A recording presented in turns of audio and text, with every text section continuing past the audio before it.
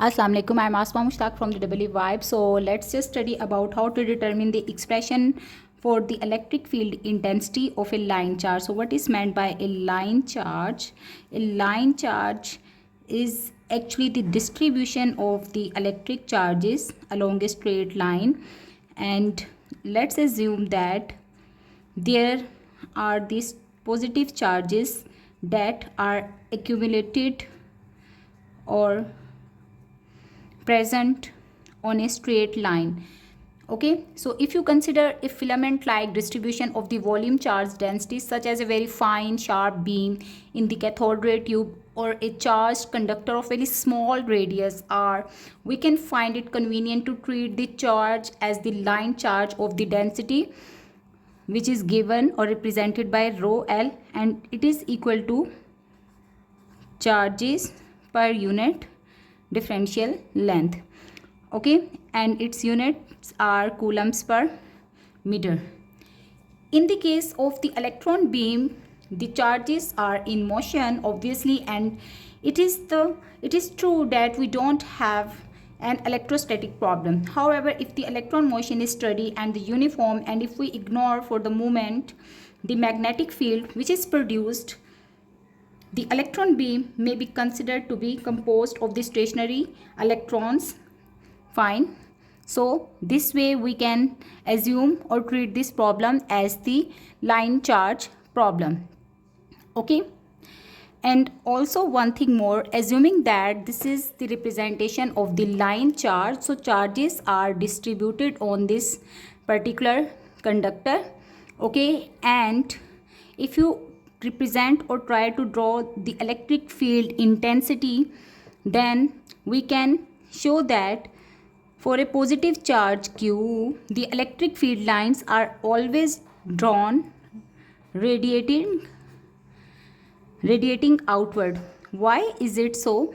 And in case of the negative charge, the electric field lines are always drawn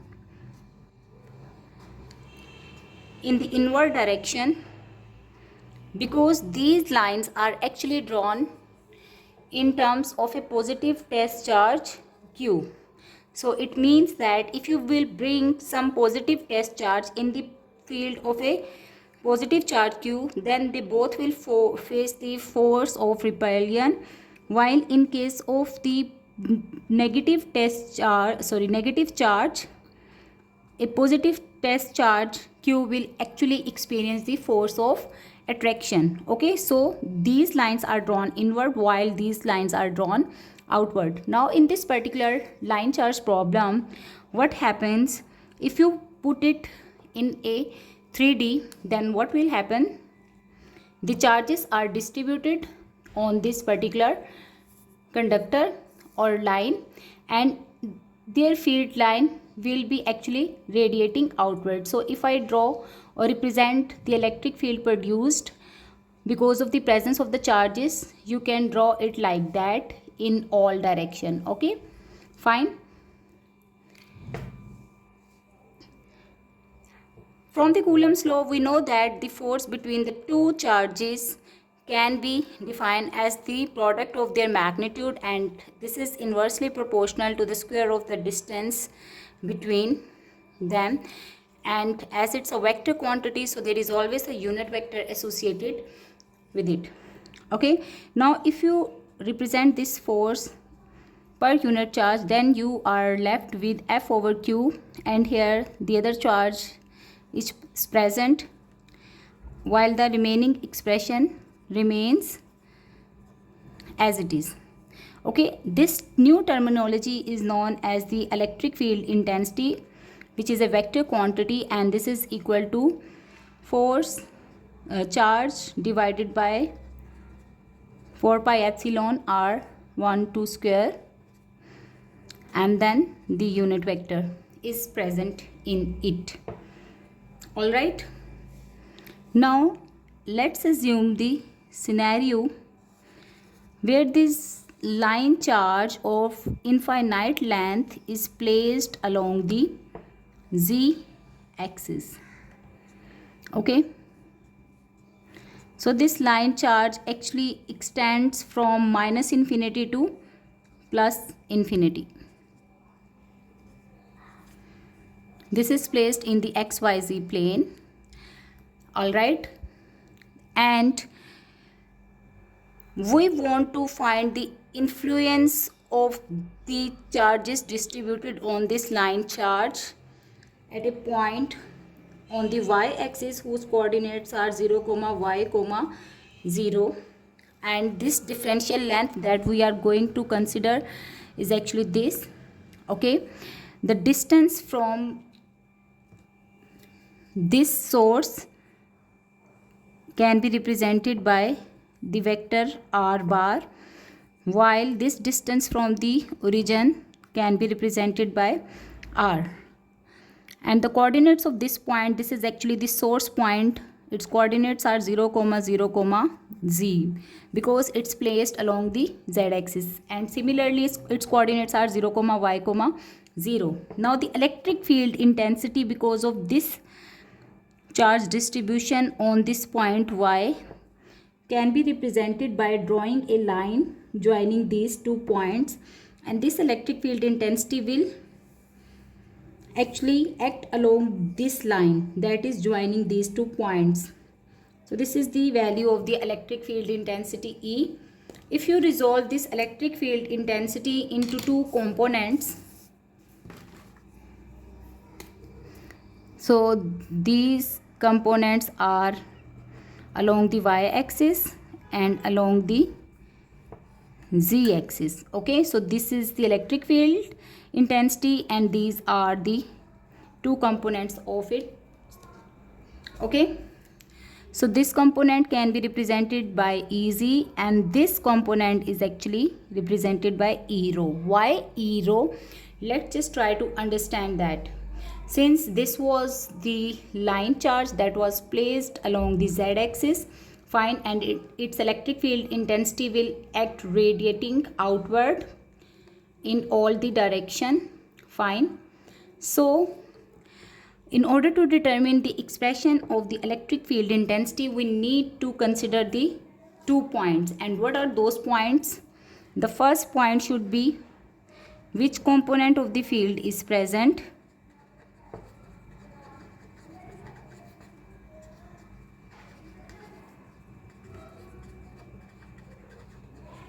and the second point is along which component the field doesn't vary.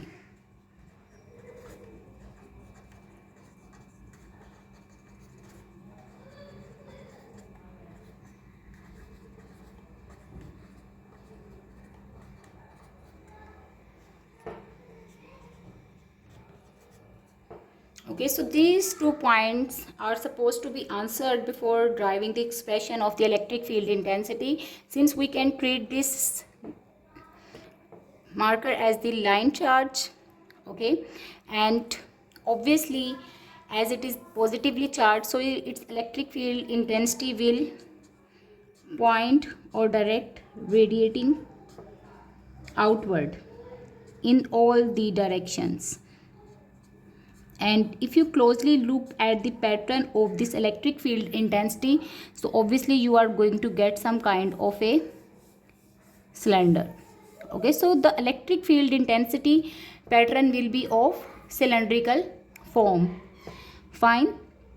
When the 2 charges are placed together, then its electric field intensity will be pointing in all the directions. And if we consider only the z component of this electric field intensity, since the 2 charges are at equidistance, fine, so the electric field intensity component that is actually acting downward and the electric field intensity component that is actually acting upward, both will cancel out the effect of each other. So that's why we will say that Ez is 0.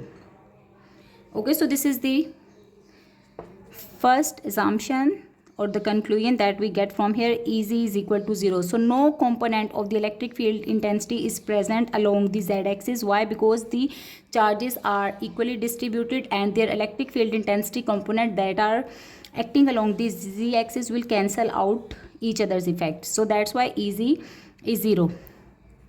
there is no E phi component present, as it can be clearly seen that only EZ and E rho component are present and there is no E phi component present, so that's why E phi is also 0. Now E rho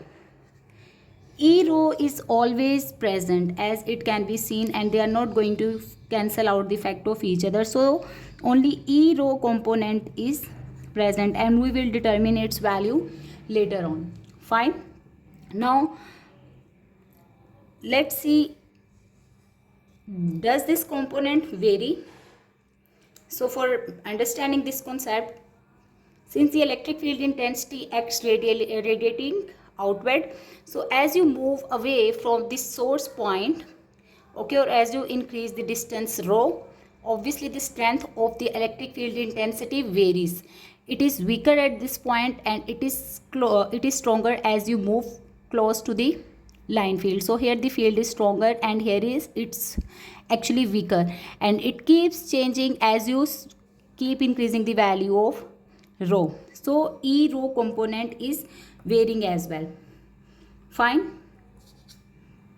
Okay, now let's just do some expressions, calculations, then we will obviously perform some mathematical calculations for determining the value of the electric field intensity.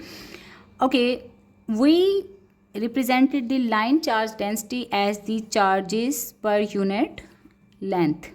Okay, here dl is actually equal to dz as it is along the z-axis, so dq remains as it is while dl can be replaced with dz, and from here we can derive the expression of q, which is equal to integral of rho l into dz. This is one expression that you should remember. Okay, similarly r vector can be represented as y a y hat, which is also equivalent to rho a rho hat. Why? Because the field pattern is of the cylindrical form, so that's why this is equivalent to the rho of the cylindrical coordinate systems. Okay, and similarly r bar is actually equal to z a z hat, as it is acting along the z axis and its value will be only along the z-axis. Fine. So this is basically the ZAZ hat. It can take any value on the z-axis. So r minus r bar is actually equal to rho a rho hat minus z a z hat. Now this is the expression of the electric field intensity. Let's just substitute the values of these vectors in this expression. Since E is equal to q over 4 pi epsilon, and this is actually the square of the distance between them, and then ar unit vector. Q was equal to rho l dz divided by 4 pi epsilon. What was the magnitude of the distance? That is equal to square root of rho square plus z square, and then this square of the distance. Okay, while we will have rho a rho hat minus z a z hat divided by the magnitude again, which is equal to rho square plus z square. Okay, the differential element that is present in the expression is dz, and z extends from minus infinity to plus infinity. So let's just substitute the limits. We will have rho l dz divided by 4 pi epsilon square root of rho square plus z square, and then we can actually combine these distances, while the rest of the expression becomes rho a rho hat minus z a z hat. Okay, now if you split this integral, you can find the two components of the electric field intensity. One is acting along the a rho hat and the other one is acting along the z axis. Okay, so what do I mean? I mean to say that that is equal to rho l integral of 4 pi epsilon. These are actually the constants, while inside the integral you will have integration from minus infinity to plus infinity rho a rho hat dz divided by rho square plus z square whole cube, then again minus z integration of z rho l dz a z hat divided by under root rho square plus z square whole cube.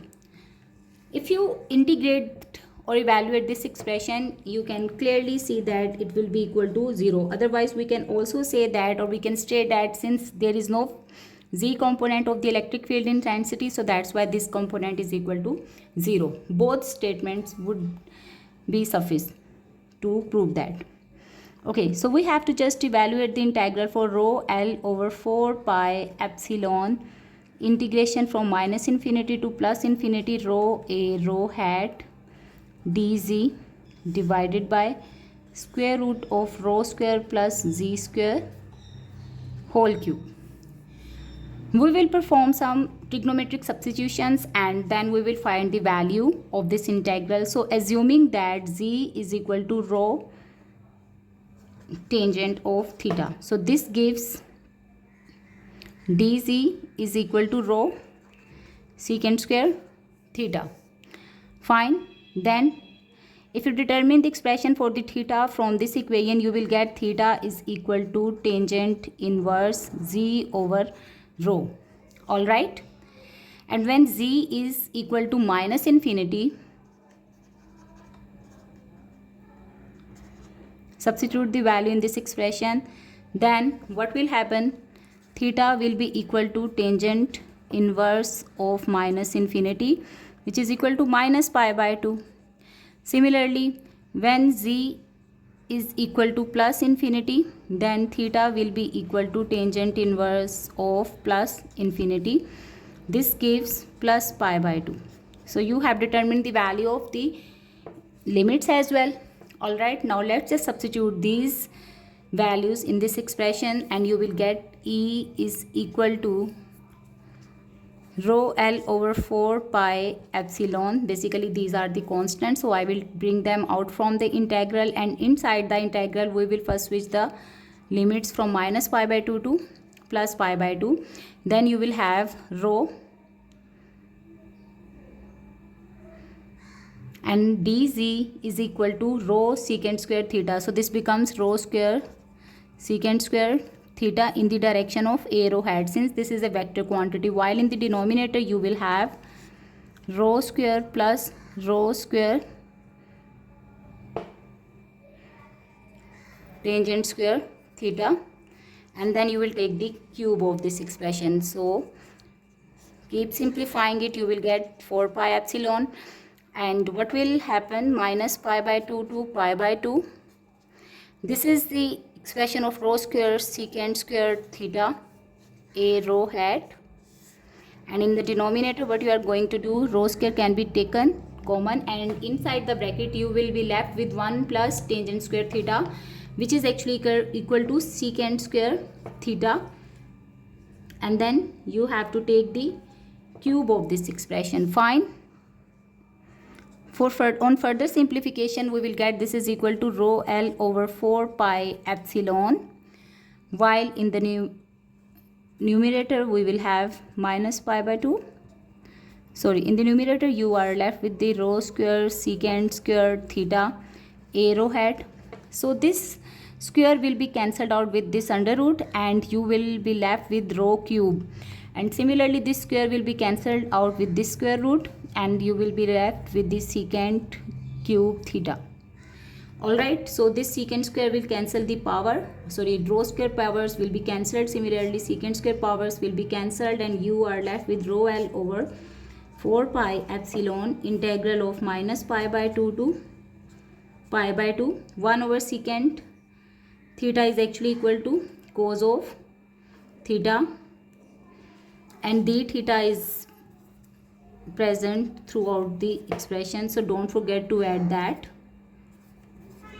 and 1 over rho can be taken out from the expression. So I will place rho outside the integral as it's a constant quantity. So you will have rho L over 4 pi epsilon rho And integration of cos of theta is actually equal to the sine of theta with the limit of minus pi by 2 to pi by 2. So when you will apply the limits, you will get rho L over 4 pi epsilon rho, and here you will have 2. Since sine pi by 2 is equal to 1, then minus, and minus sine by 2 is pi by 2 is minus 1, this becomes 2. This 2 will be cancelled out with this 4, and the final expression for the electric field intensity of a line charge can be written as E is equal to rho L over 2 pi epsilon rho A rho hat. So A rho hat was the unit vector that you must add as well in order to identify or represent the direction. And from here you can clearly see there is the inverse relation between the E and rho, indicating that as you start moving away from the line charge, the strength of the electric field intensity starts reducing. If you have some questions, drop the questions in the comment section. Thank you for watching.